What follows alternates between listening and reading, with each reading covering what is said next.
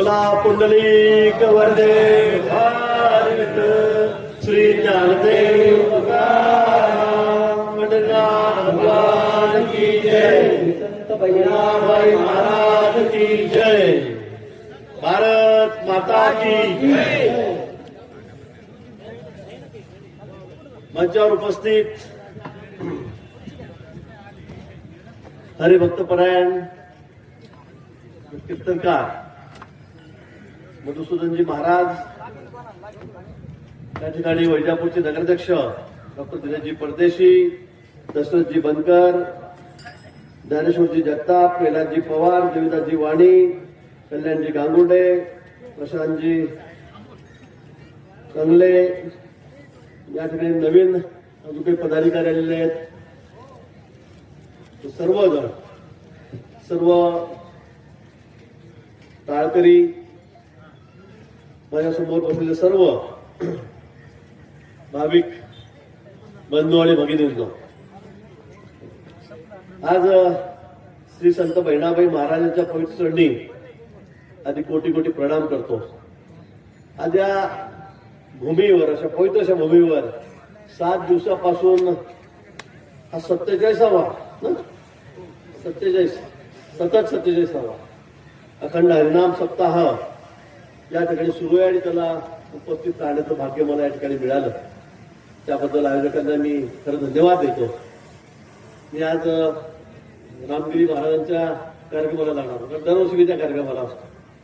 काल रात्री आमची बैठक झाली मुख्यमंत्र्यांच्या वर्ष बंगल्यावर, त्या ठिकाणी शिंदे साहेबही होते आणि मग शिंदे साहेब तिकडे जाणार, माननीय मुख्यमंत्री तिकडे आहेत, विखे पाटील तिकडे आहेत, साहेब राम शिंदे तिकडे आहेत, म्हटलं तर इकडे कोण जाणार। आणि म्हणून आज आपण आपल्या या गावामध्ये, परसोडा गावामध्ये या ठिकाणी येण्याचा योग मला आला। ही पवित्र अशी भूमी आणि मला कळलं वैजापूरमध्ये एवढ्या मोठ्या प्रमाणामध्ये एकाच तालुक्यामध्ये एवढे मोठमोठे सगळे सप्ताह या ठिकाणी होत आहेत, ते बघून मला खरा आनंद वाटतो। महाराज आपण या ठिकाणी मी भाषण करा म्हणून सांगितलं। दिनेश भाऊंनी मला आधी सांगितलं की इथली काही मागणी आहे, हे आमचं देवस्थान आहे, हे आमचं अतिशय संस्थान आहे, आमचं हे जेमतेम आहे, आम्हाला काही अर्थकरणाची गरज आहे। महाराजांना मी म्हटलं तुम्ही आधी सांगा, आता मागणी करता मी काय सांगू, म्हटलं तुम्ही माईकवर सांगा की आम्हाला काय पाहिजे। महाराज म्हणे मी मागतच नाही। म्हटलं मला कसं काय कळणार, तर शेवटी लहान मुलं सुद्धा रडतं तेव्हा नाही त्याला दुःख असते, आपल्याला माहित आहे। आणि म्हणून महाराजांना मी विनंती केली की आपण काहीतरी मागणी करा, सांगा आम्हाला, मग आम्ही ते सांग काय करणार काय नाही म्हणून। पण मला खरं आनंद झाला की अतिशय कुठेही आम्हाला हे पाहिजे ते पाहिजे असं कुठेही मनामध्ये भाव नाही। अतिशय भक्तिमय वातावरणामध्ये, खरं म्हणजे इतकं सुंदर असं वातावरण आज त्या गोष्टीचा आनंद होतो की मला या ठिकाणी येतात, इथे आलो की मन शांत होतो, अहंकार कमी होतो आणि आपल्या जीवनाचा खरा अर्थ काय हा या ठिकाणी आल्यावर कळतो। रोजचं दैनंदिन आपलं कामकाज सुरूच असतं, ते प्रपंच आपल्याला लागलेलंच आहे, तर आपल्या मागे आहेच, पण या 7 दिवसामध्ये खऱ्या अर्थाने आपण आपल्या आयुष्याचं खरं सार जे आहे ते या ठिकाणी घेत असतो। आज आपल्याला कल्पना आहे की महाराष्ट्राला संतांची मोठी परंपरा आहे। संत ज्ञानेश्वर महाराजांनी आपल्याला ज्ञानाचा मार्ग दाखवला, आपल्याला संत नामदेवांनी भक्तीचा विस्तार केला, संत एकनाथ महाराजांनी समाज प्रबोधन केलं, संत तुकाराम महाराजांनी अभंगातून जनमानसाला जागृत केलं आणि याच महान संत परंपरेमध्ये संत बहिणाबाईंचं स्थान अत्यंत आदराचं आणि वैशिष्ट्यपूर्ण असं या ठिकाणी आहे। अतिशय महत्वाचं स्थान या ठिकाणी बहिणाबाईंचंही आहे आणि म्हणून मला असं वाटतं की आज या ठिकाणचा उत्सव महोत्सव आणि उघड्या जागेमध्ये आम्ही अनेक वेळा बघतो। महाराज आमच्याकडे आम्ही भजन कीर्तनाचे कार्यक्रम होतो, मी सुरुवातीला 15-20-25 वर्षापूर्वी, मी 40 वर्षाला निवडून येतोय। मी महाराष्ट्रामध्ये बीजेपीमध्ये सगळ्यात सिनियर, 7 वेळा आमदार म्हणून एकदा नगराध्यक्ष होतो, दिनेश भाऊ सारखा मी सतत निवडून होतो। आणि मग त्यावेळेला माझ्या गावामध्ये मला वाटलं की कीर्तन सप्ताह घ्यावा, आम्ही कीर्तन सप्ताह घेतला, अतिशय सुंदर असे 2 टाकले, पंखे लावले, उन्हाचे दिवस होते, कूलर सुद्धा लावले। पहिल्या दिवशी खूप चांगली गर्दी झाली, खूप मोठे मोठे कीर्तनकार आणले राज्यभरातले। पहिल्या दिवशी चांगली गर्दी होती, फुल झालं, आम्हाला बरं वाटलं। वर्षभराने पुन्हा आम्ही त्या ठिकाणी कार्यक्रम घेतले त्यावेळेला गर्दी अर्धी झाली. मी म्हटलं असं काय झालं. नंतर बघितलं 3 वर्ष 4 वर्ष झाले लोक दिसेना. अगदी 70-75चे वर्षे त्यांचं कानपूर बंद आहे, डोळ्याचे दिसत नाही, असे लोक असे असे बसले. म्हटलं असं काय होतंय. पण इथे मी आल्यावर मला आनंद होतो. मी सरला पेठवर याने कसं करतो, लोक उन्हामध्ये किती ऊन पडू द्या, काही होऊ द्या, किती उकाडा होऊ द्या, अगदी भक्तिभावाने याकडे बसलेले असतात. अतिशय भक्तिभावाने तुम्ही याकडे कोणी हालत नाही, डुलत नाही.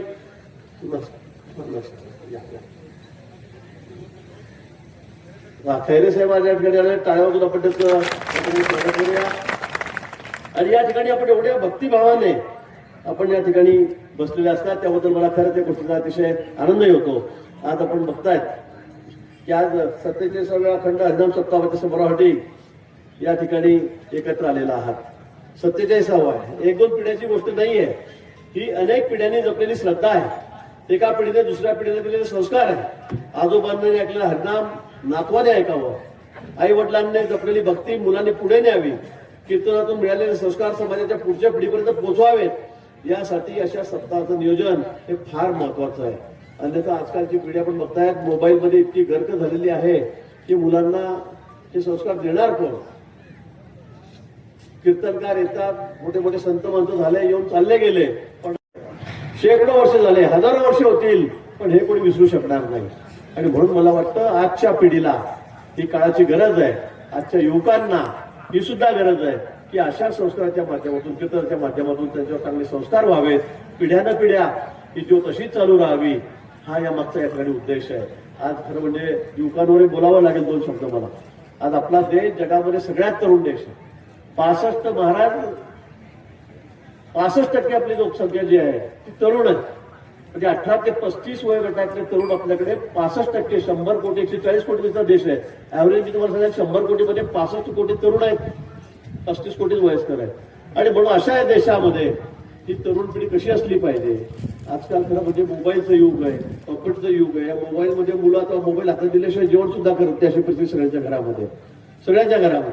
आणि म्हणून हे संस्कार त्यांच्यावर कसे पडतात. आजची पिढी, आजची युवा पिढी काही ठिकाणी इतकी भरकटलेली, आपण टीव्हीवर रोज बघतोय कसे सगळे ड्रग्स चाललेले आहेत, कुठे गांजा चाललेला आहे, कुठे दारू चाललेली आहे, कुठे ते माणिकचंद, कुठे गोवा, कुठे विमल, कमल, सुमन, सगळे तुमच्या महिलांचे नाव आहे तंबाखूला मोठ्या प्रमाणात. आणि काय होत आहे, हा 2-4-5 वर्ष खाल्लं की त्याला ओरल कॅन्सर, तोंडाचा कॅन्सर, सडलं तोंड, घेऊन जा मुंबईला, मेला, ज्या ठेवून म्हाताऱ्या बाप राहून गेलेत, मुलं चालले गेलेत, तरुण बायको राहिली, लहान लहान मुलं राहून गेलेत, हा चालला गेला. काय कमावतं तरुण. आणि काय एवढा युवा देश असून मग आम्ही काय करणार आहोत. इस्रायल सारखं छोटंसं राष्ट्र आहे, 1 कोटी लोकसंख्या आहे, आमची 142 पर्यंत चालली आहे, 1 कोटी लोकसंख्या आहे.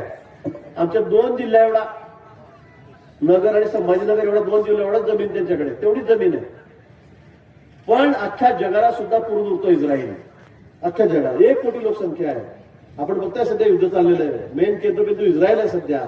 पण काय होतं तर तिथला तरुण, तिथले आबाल, वृद्ध, लहान मुलं 10 वर्षापासून ते सगळे देशभक्तीने ओतप्रोत भरलेले आहेत. ज्वालामुखी त्यांच्या हृदयामध्ये देशभक्तीचा सगळ्यांना पुरून उरत आहेत. पण आमचा देश 142 कोटीचा असून इथे आमच्याकडे जो 75 कोटी तरुण आहेत, 80 कोटी तरुण आहेत. मग आपण काय करतो. आणि म्हणून मला वाटतं व्यसनमुक्तता हा सर्वात मोठा विषय आपला असला पाहिजे.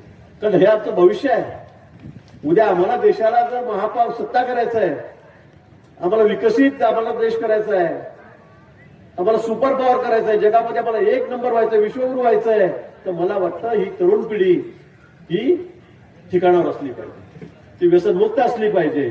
मला वाटतं हे सांगण्याची गरज आहे. आणि महाराज जेव्हा आपण लोकांना सांगाल तेव्हा ते शक्य आहे. आपल्या माध्यमातून सांगितलं गेलं पाहिजे तरच हे शक्य होणार आहे. आणि म्हणून या निमित्ताने मी सर्व तरुणांना या ठिकाणी आवाहन करणार आहे. पण आज आपण छोटीशी मागणी आमच्याकडे केलेली आहे, जास्त वेळ मी घेणार नाही आपल्याला. पण आज छोटीशी मागणी आपण पंढरपूरला, मला वाटतं की ते 6,000 स्क्वेअर फूट जागा आपली ना, 6 गुंठेमध्ये 6,000 स्क्वेअर फूट. आपल्याकडे स्क्वेअर फूट मध्ये मोजतो आम्ही, एका गुंठ्याला 1,000. 6,000 स्क्वेअर फीट जागा आपल्याकडे त्या ठिकाणी आहे. आपल्याला त्या ठिकाणी भक्तिनिवास बांधायचा आहे. आपलं भक्तिनिवास बांधलं असं समजा. तिथे सुंदर असं भक्तिनिवास आपण त्या जागेवर त्या ठिकाणी निश्चितपणे या ठिकाणी बांधूया. सरकारची भूमिका तुम्हाला माहिती आहे. आपलं सरकार हे तुमचं सरकार आहे, हे आपलं सरकार आहे. आपल्याला माहिती आहे, मी ग्रामविकास मंत्री मागच्या वेळेला होतो, पर्यटन मंत्री झालो. आपण अ वर्गाला 5 कोटी रुपयांनी सरकार द्यायचं. बांधकामासाठी, डागडुजीसाठी आपण 25 कोटी रुपये केले. 5 कोटीवरून 25 कोटी रुपये आपण केले. जो क वर्गाचा तीर्थक्षेत्र आहे त्याला ब वर्ग केलं की क वर्गाला 1 कोटी मिळायचे, आपण ब वर्गाला 5 कोटी रुपये दिले. 5 कोटी रुपये दिले. तुमचं देवस्थान सुद्धा मला वाटतं तुमच्या वर्गातच आहे. त्याला लगेच तात्काळ आपण ब वर्ग करून टाकून 5 कोटी रुपये आपल्या या तीर्थक्षेत्रासाठी या ठिकाणी देऊ. कारण शेवटी सगळा गरीब वर्ग आहे आपला. कारण कोटीमध्ये पैसे जमा करू शकणार नाही.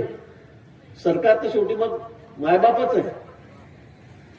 आणि मग या सगळ्या देवस्थानाकडे बघेल कोण, त्यांची डागडुजी करेल कोण, पुढचे 100, 200, 500 वर्ष टिकवेल कोण. मला वाटतं पुण्यश्लोक अहिल्यादेवी होळकर अनेक यांनी मंदिरं बांधलेत, अनेक घाट बांधलेत आणि मग आता खूप वर्ष त्यांना झाले, शेकडो वर्ष होत आहेत आणि मग हळूहळू त्यांचा तो ऱ्हास होत चालला. आणि म्हणून सरकारने भूमिका घेतलेली आहे की सगळे तीर्थक्षेत्र तुम्ही बघितलं असेल, अगदी अयोध्येपासून बघितलं असेल, काशी विश्वनाथ पासून बघितलं असेल, उज्जैन बघितलं असेल, सगळ्या ठिकाणी जे जे आमचे श्रद्धास्थान आहेत त्या ठिकाणी 1000 कोटीच्या म्हणजे हजार कोटी रुपये, 100, 200, 500 नाही, 1000 कोटी रुपये. आणि परवाच माननीय मुख्यमंत्री महोदयांनी पंढरपूरला त्या ठिकाणी जाहीर केलं. या ठिकाणी जवळपास 3500 कोटी रुपयाचा सगळा चार्ट आपण त्या ठिकाणी बनवलेला आहे. 3400 कोटी रुपये पंढरपूरमध्ये. तुम्ही 2 वर्षांनी पंढरपूरला जेव्हा जाल, पुढच्या वर्षी जाल, तेव्हा तुम्हाला सगळं पंढरपूर बदललं दिसेल. कॉरिडॉर आपण करतोय, सगळ्या भाविकांची सोय करतोय, व्यवस्था करतोय, रस्ते करतोय. तुम्हाला माहिती आहे की मला माहित नाही, पंढरपूरला 3 दिवस मी त्या ठिकाणी सतत असतो. सगळ्या चौथऱ्यावर उभं मी सगळ्यांचं स्वागत करत असतो. 24 तास मी त्या ठिकाणी उभा असतो, उन्हात उपाशी तापाशी. मला वाटतं अनेकांनी बघितलं असेल, गर्दीचं नियोजन करण्याचं काम माझ्याकडे असतं. पण गेल्या वर्षी महाराज त्या ठिकाणी 22-23 लाख लोक, यावेळेला 35 लाखाच्या वरी संख्या गेली. दिवसेंदिवस लोकांचा ओढा परमेश्वराकडे वाढतोय, देवस्थानाकडे वाढतोय. आणि म्हणून पुढच्या वेळेला जर आपल्याला त्या ठिकाणी यशस्वी त्या ठिकाणी वारी करायची असेल तर खूप मोठं काम त्या ठिकाणी करावं लागेल. आणि 3500 कोटी रुपये खर्च करून पंढरपूर देशामध्ये अतिशय नामांकित असं तीर्थक्षेत्र होईल. देशभरातून लोक त्या ठिकाणी येतील अशी व्यवस्था आपण त्या ठिकाणी करतो. सगळे तीर्थक्षेत्र जे आहेत जो उद्धार आपण त्या ठिकाणी करतोय. शासनाची जी भूमिका केली की धर्म टिकला तर आम्ही टिकू. धर्म आमच्यासाठी प्रथम आहे, देवालय आमच्यासाठी प्रथम आहे आणि म्हणून त्यासाठी आम्ही कुठेही कमी पडणार नाही. आणि म्हणून मी आपल्यालाही आश्वासित करतो की आपल्याला जी जी काही मदत लागेल ती फक्त तुम्ही मला सांगा. दिनेश भाऊ या ठिकाणी आहेत, त्यांच्या कानावर टाका. माझ्यापर्यंत आली की तुमचं काम झालेलं दिसेल. सरला बेटवर आपण बघितलं डोम केवढा मोठा. मी बघितलं की लोक असेच बसायला असायचे. मी म्हटलं असं कसं काय उन्हात बसतात लोक एवढ्या. मी म्हटलं नाही, व्यवस्था करा. तर म्हणजे साहेब एवढी व्यवस्था कशी काय होईल. म्हटलं होईल, ते करून टाका. केल्या. पण 10 कोटी रुपये दिले, मोठा डोम तयार झाला, रस्ते तयार केले. आता त्याचे संरक्षण निधी तयार करायचे आहेत. आता पुन्हा 60 कोटी रुपये मी त्यांना दिले. आता दिले या महिन्यात 60 कोटी रुपये त्यांना दिले. आणि म्हणून मला वाटतं आपल्याकडे सुद्धा जे जे काय करायचं असेल काही हायगाय करू नका. शेवटी परमेश्वरी कार्य आहे, हे आपण वैयक्तिक मागत नाहीये, की आपल्या घरासाठी मागत नाहीये. पुन्हा मला या ठिकाणी अतिशय पवित्र अशा कार्यक्रमाला बोलवलं, त्या आभार व्यक्त करतो आणि पुढच्या खंडाळ्याच्या कार्यक्रमाला मी त्या ठिकाणी निघतो. धन्यवाद. जय हिंद, जय महाराष्ट्र, जय श्रीराम.